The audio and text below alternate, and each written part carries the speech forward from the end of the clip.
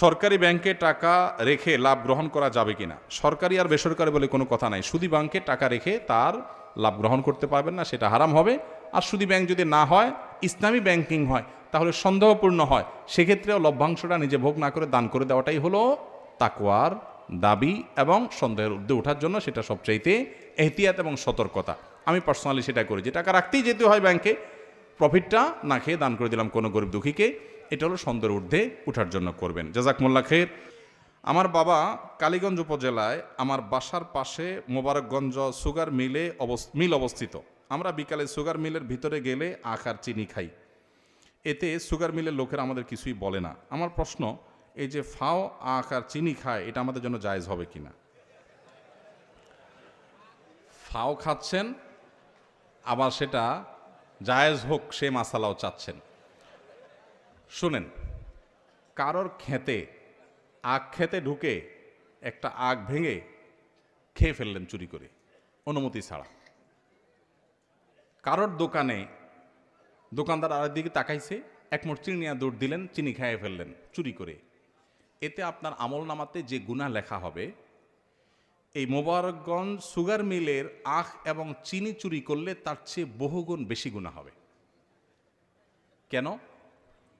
কারণ এই আখ ক্ষেতের আখ একজনের হক, ওই দোকানদারের চিনি দোকানদারের হক, ওই সুগার মিলের চিনি বা সুগার মিলের যে আখ, এটা একজনের হক না, এটা অনেকের হক।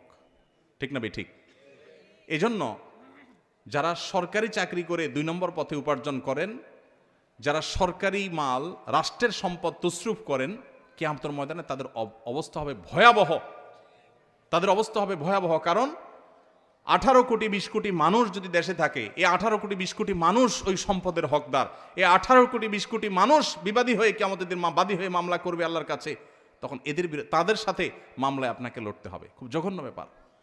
রাষ্ট্রের সম্পদ তসরুফ করা চারটিখানি বিষয় না, ন্যূনতম আল্লাহর ভয় থাকলে কোনোদিন মানুষ এই কাজ করতে পারে না। এই জন্য ভাই, আপনি প্রশ্নটা কি ফান করে দিলেন কিনা আমি বুঝলাম না, কিন্তু আল্লাহর ভয় যদি থাকে আপনাকে পরিহার করতে হবে। এখন আপনি বলবেন যে ভাই, মিলের লোকজন তো কিছু বলে না।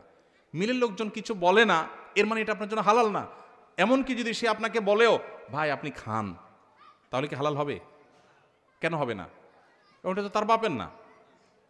আমি একবার যাচ্ছি ব্রাহ্মণবাড়িয়ার দিকে, কোনো একটা নদী পার হব, তো ফেরিতে গাড়ি উঠছে, ছোট্ট একটা নদীতে, ফেরিও ছোট। তো ফেরির ওই গাড়িগুলোর রশিদ যিনি কাটেন, উনি এসে গাড়িতে যখন আমাকে বসা দেখছেন, বলছে হ্যাঁ হুজুর হুজুর আপনার টাকা লাগবে না, টাকা লাগবে না।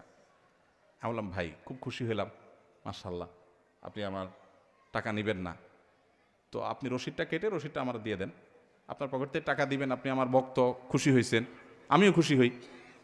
আপনি ফেরির ভাড়াটা দিয়া রশিদটা আমাকে দিয়ে দেন, কারণ এই ফেরির মালিক তো আপনি না। আপনাকে ভাড়া কালেকশন করতে দেওয়া হয়েছে, আপনি আপনার পছন্দের হুজুর দেখা তাতে ভাড়া নিলেন না, মালিক কি আপনাকে অনুমতি দিচ্ছে? যদি দিয়ে থাকে 100 বার আমিও হাদিয়া গ্রহণ করবো, আর যদি না দিয়ে থাকে তাহলে আপনার এই রাইট নেই যে মালিকের জিনিস আপনি দিয়ে দিবেন।